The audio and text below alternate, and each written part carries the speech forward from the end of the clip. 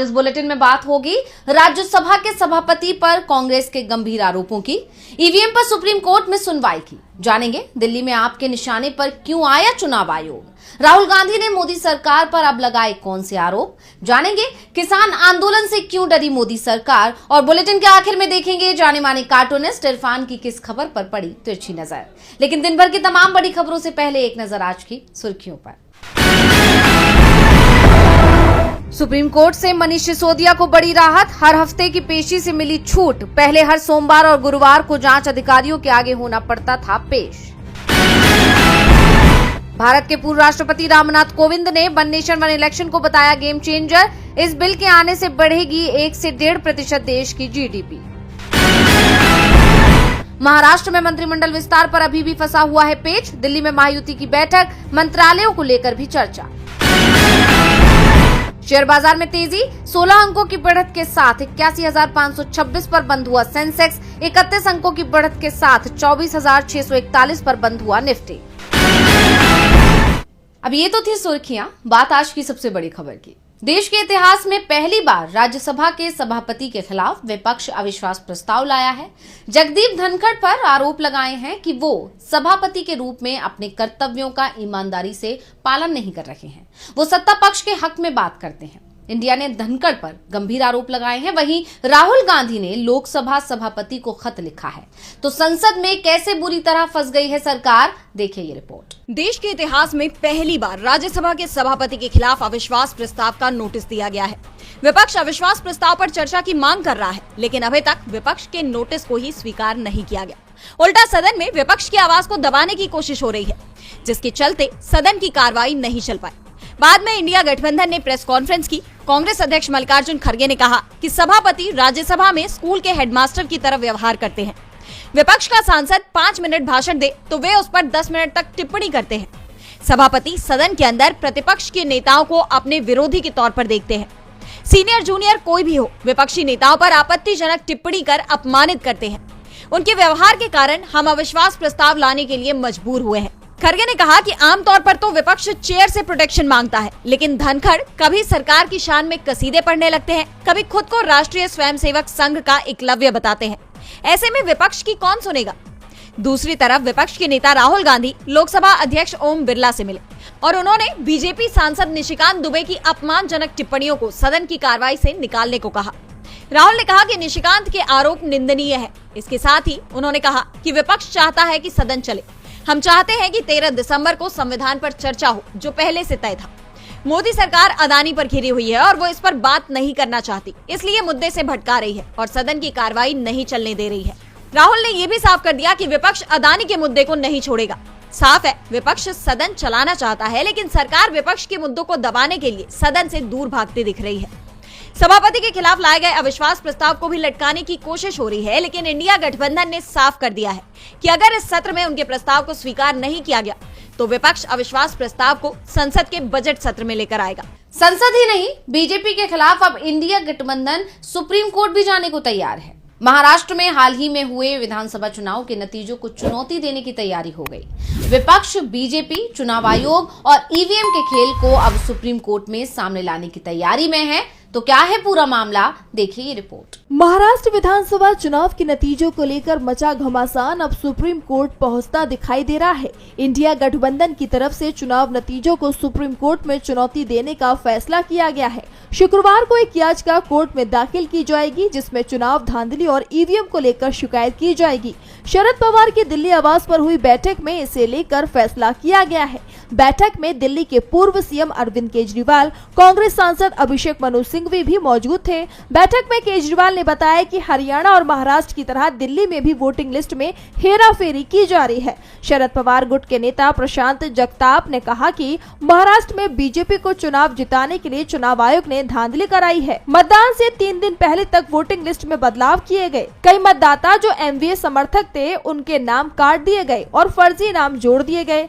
सोलापुर जिले की मालसिरस सीट से शरद गुट से चुनाव जीतने में कामयाब हुए उत्तम राव जांगड़ ने कहा कि मैं चुनाव जरूर जीत गया, लेकिन ईवीएम पर कोई भरोसा नहीं है। कई ऐसे बूथ जहां बीजेपी का वोट भी नहीं था, वहां भी बीजेपी जीती है। इस सीट में जांगड़ का गांव मरकरवाड़ी भी आता है, जहां से बीजेपी उम्मीदवार चुनाव जीत गया था और इसे लेकर जमकर बवाल भी मचा था। इसके बाद ही इंडिया गठबंधन में ईवीएम के मुद्दे को सुप्रीम कोर्ट ले जाने पर चर्चा शुरू हो गई थी और अब ये मामला सुप्रीम कोर्ट में आ रहा है। इस बीच इंडिया गठबंधन ने एक बार फिर ये डिमांड की है कि जब वीवीपैट की पर्चियां हैं तो फिर उन्हें गिनने में क्या परेशानी है। महाराष्ट्र की 288 सीटों पर हुई वोटिंग के बाद 23 नवंबर को जो नतीजे आए थे उसमें महायुति गठबंधन को 230 और एमवीए को 48 सीटों पर जीत मिली थी। महाराष्ट्र के नतीजों को लेकर इंडिया गठबंधन सुप्रीम कोर्ट जाने को तैयार है, तो दिल्ली के पूर्व सीएम चुनाव से पहले ही कोर्ट जा सकते हैं, क्योंकि जो सवाल महाराष्ट्र चुनाव को लेकर उठाए जा रहे हैं वो खेल दिल्ली में भी शुरू हो गया है। केजरीवाल और दिल्ली के सीएम आतिशी निर्वाचन आयोग पहुंचे और वोटिंग लिस्ट में हो रही धांधली को लेकर शिकायत की। तो क्या है पूरा मामला, देखिए ये रिपोर्ट। अभी हाल ही में 2 राज्यों में हुए विधानसभा चुनाव में एनडीए को मिली जीत को विपक्ष ईवीएम में धांधली कर जीतने का आरोप लगा रहा है। इस बीच दिल्ली विधानसभा चुनाव से पहले बीजेपी पर मतदाता सूची में धांधली करने के आरोप लग रहे हैं और एक बार फिर आम आदमी पार्टी ने पीसी कर बीजेपी पर गंभीर आरोप लगाए हैं। आप के वरिष्ठ नेता मनीष सिसोदिया ने दावा किया कि दिल्ली के 7 विधानसभा क्षेत्रों में बीजेपी ने मतदाताओं के वोट कटवाने के लिए चुनाव आयोग पर दबाव डाला है। इसके सबूत हमारे पास हैं। आपकी पीसी में सिसोदिया के साथ आप से राज्यसभा सांसद राघव चड्ढा ने आरोप लगाया कि 29 अक्टूबर से अब तक दिल्ली के 7 विधानसभा क्षेत्रों में 22,649 वोट काटने के आवेदन चुनाव आयोग को मिले हैं। इनमें से कई आवेदन बीजेपी के कार्यकर्ताओं ने दिए हैं। उदाहरण के तौर पर जनकपुरी विधानसभा में 24 लोगों ने कुल 4,874 आवेदन किए, जो सभी बीजेपी से जुड़े हुए बताए जा रहे हैं, जबकि चुनाव आयोग के नियमों के अनुसार एक व्यक्ति एक दिन में 10 से ज्यादा आवेदन नहीं कर सकता है, लेकिन यहाँ सैकड़ों आवेदन एक ही दिन में किए गए हैं। आप नेताओं ने ये भी सवाल उठाया कि चुनाव से ठीक पहले इतनी बड़ी संख्या में वोट काटने की कोशिश आखिर क्यों की जा रही है।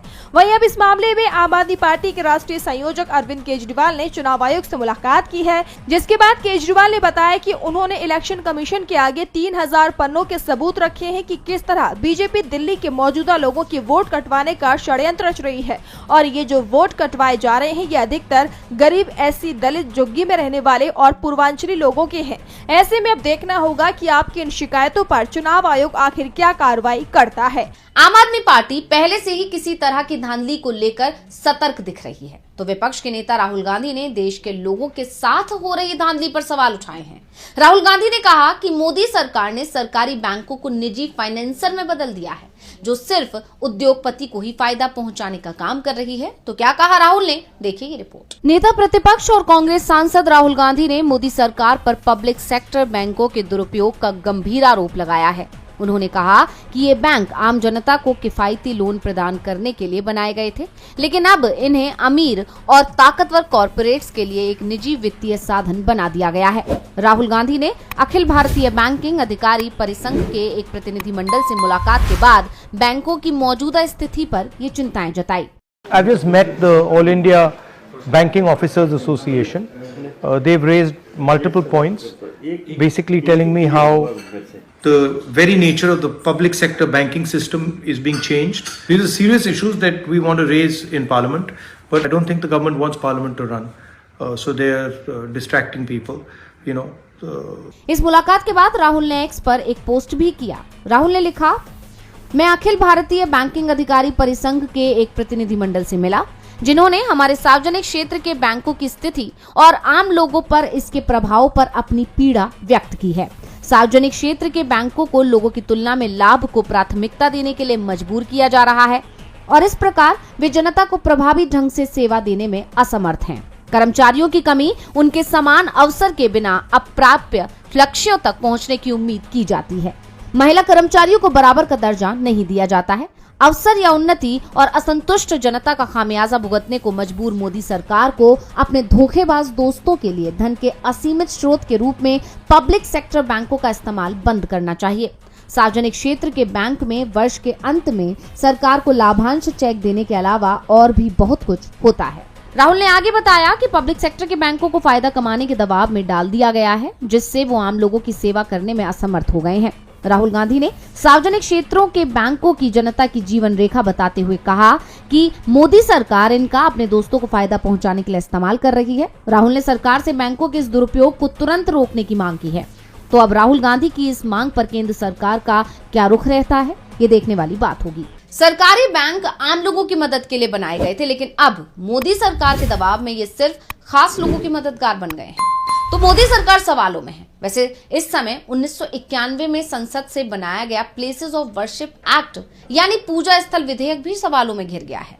कोर्ट इस पर 12 दिसंबर से सुनवाई शुरू कर रहा है और इस बीच आरजेडी सांसद मनोज झा ने भी एक याचिका दायर कर दी है। तो क्या है पूरा मामला, देखिए ये रिपोर्ट। 1991 के प्लेसेस ऑफ वर्शिप एक्ट को लेकर दाखिल याचिका पर 12 दिसंबर को सुप्रीम कोर्ट में अहम सुनवाई होनी है। इस याचिका में एक्ट की संवैधानिक वैधता को चुनौती दी गई है, लेकिन मामले की सुनवाई से ठीक एक दिन पहले आरजेडी के राज्यसभा सांसद मनोज झा सुप्रीम कोर्ट पहुंच गए। उन्होंने कोर्ट में इस मामले में हस्तक्षेप अर्जी दाखिल की है। आरजेडी सांसद ने अपनी इस अर्जी में प्लेसेस ऑफ वर्शिप एक्ट 1991 का बचाव किया है। इससे पहले सीपीआईएम और मुस्लिम पक्ष की तरफ से भी मामले में हस्तक्षेप अर्जी दाखिल की गई है और इन दोनों पक्षों ने भी प्लेसेस ऑफ वर्शिप एक्ट का ही बचाव किया है। इस तरह कुल 6 याचिकाएं और 5 हस्तक्षेप आवेदन अब तक प्लेसेस ऑफ वर्शिप एक्ट को लेकर सुप्रीम कोर्ट में दाखिल हो चुके हैं, जिस पर chief justice Sanjeev Khanna, justice Sanjay Kumar और जस्टिस केवी विश्वनाथन की बेंच सुनवाई करेगी। आपको बता दें कि यह कानून 15 अगस्त 1947 को कट ऑफ डेट मानते हुए किसी भी पूजा स्थल के स्वरूप के साथ छेड़छाड़ करने पर रोक लगाता है, लेकिन अयोध्या विवाद को इस कानून से अलग रखा गया था, क्योंकि जब यह कानून अमल में आया तब यह विवाद पहले से ही कोर्ट में विचाराधीन था और अब तक ये केस खत्म भी हो चुका है। लेकिन इस तरह के विवाद खत्म नहीं हो रहे हैं। हाल ही में उत्तर प्रदेश के संभल में हिंसा देखी गई। जौनपुर के अट्टाला में जामा मस्जिद के नीचे नीलकंठ मंदिर का दावा किया गया है। वाराणसी के ज्ञानवापी मस्जिद को लेकर सुनवाई पहले से ही चल रही है। दिल्ली के जामा मस्जिद को लेकर भी सवाल उठाए गए हैं। यानी देखा जाए तो इस तरह की घटनाएं लगातार सामने आ रही हैं और इस बीच अब वर्शिप एक्ट को भी चुनौती दे दी गई है। ऐसे में अब सुप्रीम कोर्ट का इस पर क्या फैसला आता है, ये देखने वाली बात होगी। अब वर्शिप एक्ट पर सुप्रीम कोर्ट का फैसला कई बड़े टकराव को शांत कर सकता है या फिर नए टकरावों को जन्म भी दे सकता है। वैसे सरकार पर भी इस समय सभी की नजर है कि वो किसानों के साथ टकराव को जारी रखेगी या फिर किसानों की मांग को स्वीकार करेगी। फिलहाल तो सरकार टकराव की राह पर ही दिखाई दे रही है। इस बीच किसानों ने सरकार पर डिजिटल स्ट्राइक का आरोप भी लगा दिया है। देखिए ये रिपोर्ट। हरियाणा पंजाब के शंभू बॉर्डर पर पिछले 10 महीनों से प्रदर्शन कर रहे किसानों ने एक बार फिर दिल्ली कूच का ऐलान किया है। किसान 14 दिसंबर को एक बार फिर दिल्ली में कूच करेंगे। इस बीच किसानों का आरोप है कि उनके आंदोलन से घबराई मोदी सरकार अब उनके सोशल मीडिया अकाउंट पर पाबंदी लगा रही है। किसान नेता तेजवीर सिंह ने कहा कि वे अपने फेसबुक पेज पर पोस्ट डाल रहे हैं, लेकिन वो अपलोड नहीं हो पा रही है। तब उन्हें पता लगा कि फेसबुक पेज बंद हो गया है। इसके साथ भारतीय किसान यूनियन शहीद भगत सिंह का पेज बंद हुआ है। किसानों का कहना है कि केंद्र सरकार ये सब करवा रही है, क्योंकि इससे एक दिन पहले ही हमने लोगों से कहा था कि वे किसानों के समर्थन में सोशल मीडिया पर पोस्ट शेयर करें। इसी के साथ किसानों के पंडाल से करीब 500 मीटर की दूरी पर पुल पर बनाए गए शेड को हरियाणा पुलिस मजबूत कर रही है। छत के ऊपर लोहे के एंगल लगाए गए हैं ताकि कोई ऊपर न चढ़ पाए, क्योंकि इसी जगह से 8 दिसंबर को पुलिस ने किसानों पर आंसू गैस के गोले छोड़े थे।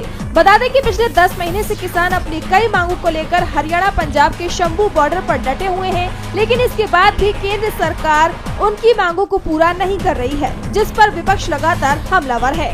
तो अब किसान आंदोलन को दबाने की कोशिश हो रही है, तो दूसरी तरफ बांग्लादेश में भी अल्पसंख्यकों को दबाने की कोशिश चल रही है। यूनुस सरकार ने पहली बार हिंदुओं पर हमले की बात को स्वीकार किया है, तो साथ ही भारत के साथ रिश्तों को बांग्लादेश और कमजोर करने की कोशिश कर रहा है। भारत बांग्लादेश के बीच का तनाव और बढ़ता दिखाई दे रहा है। बांग्लादेश में भारत के खिलाफ प्रदर्शन तेज हो गए हैं। अब पूर्व प्रधानमंत्री खालिदा जिया की party Bangladesh nationalist party BNP ने भारत के त्रिपुरा बॉर्डर तक लॉन्ग मार्च निकाला है। त्रिपुरा चली अभियान नाम से निकाले गए इस लॉन्ग मार्च की शुरुआत 11 दिसंबर को सुबह 9 बजे ढाका के नया पलटन से की गई। इस मार्च में बीएनपी के 3 सहयोगी दल, जातीयतावादी जुबो दल, स्वेच्छाधारी दल और छात्र दल शामिल रहे। प्रदर्शनकारियों का कहना है कि वो अगरतला में बांग्लादेशी डिप्टी हाई कमीशन पर हमले, बांग्लादेश के राष्ट्रीय ध्वज का अपमान और सांप्रदायिक टकराव भड़काने की साजिश के विरोध में ये रैली कर रहे हैं। हालात को देखते हुए भारत भी अलर्ट मोड पर है। सीमा पर सुरक्षा व्यवस्था कड़ी कर दी गई है। लोकल मीडिया रिपोर्ट्स के मुताबिक प्रदर्शन के दौरान बीएनपी लीडर रुहुल कबीर रिजवी ने कहा कि भारत नहीं चाहता है कि भूटान, नेपाल, बांग्लादेश, मालदीव और श्रीलंका के लोग अपने घरेलू मामले खुद संभालें। हमें दिल्ली की बात क्यों माननी चाहिए? दिल्ली के नेता अब तक बांग्लादेशी लोगों की बहादुरी और हिम्मत पहचान नहीं पाए हैं। दरअसल हाल ही में भारत के विदेश सचिव विक्रम मिस्री बांग्लादेश के दौरे पर गए थे। इस दौरान उन्होंने वहां अल्पसंख्यकों पर हो रहे हमलों का मुद्दा उठाया और साथ ही भारत की चिंताएं भी जाहिर की। उनके इस दौरे के बाद से बांग्लादेश में भारत विरोधी बयान तेज हो गए हैं और अब बीएनपी का ये प्रदर्शन सामने आया है।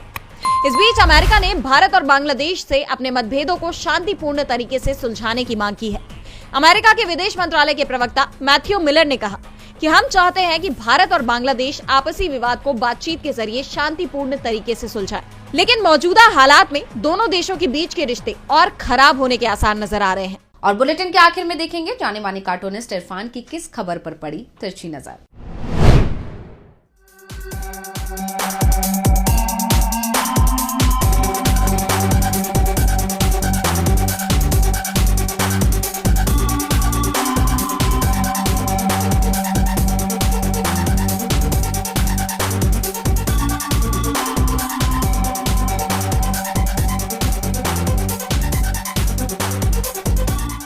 बीजेपी के पास अपोजिशन से निपटने के लिए बहुत सारे हथियार हैं, वो उनका इस्तेमाल वक्त वक्त पर किया करती है।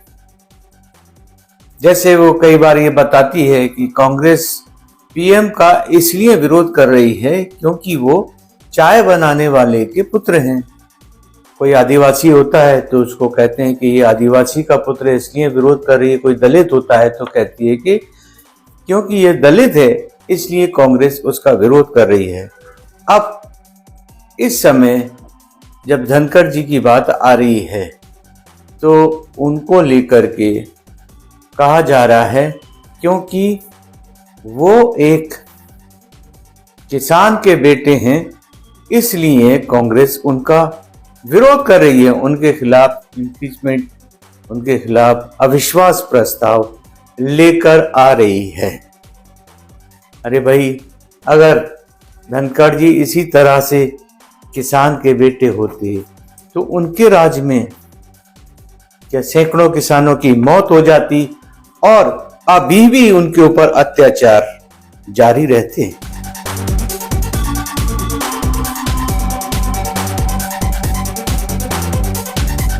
आज सोशल मीडिया से लेकर आपके चलते फिरते जीवन में भी पत्रकारिता के बुरे दौर की चर्चा होती है, क्योंकि जिन लोगों पर सूचना देने की जिम्मेदारी है वो आपके लिए नहीं बल्कि कॉरपोरेट और सरकारों को फायदा पहुंचाने में लग गए हैं। विज्ञापन मॉडल को खारिज कर आप इस बीमारी को दूर कर सकते हैं और अपने नारे को बुलंद कीजिए। मेरे खर्च पर आजाद है खबरें।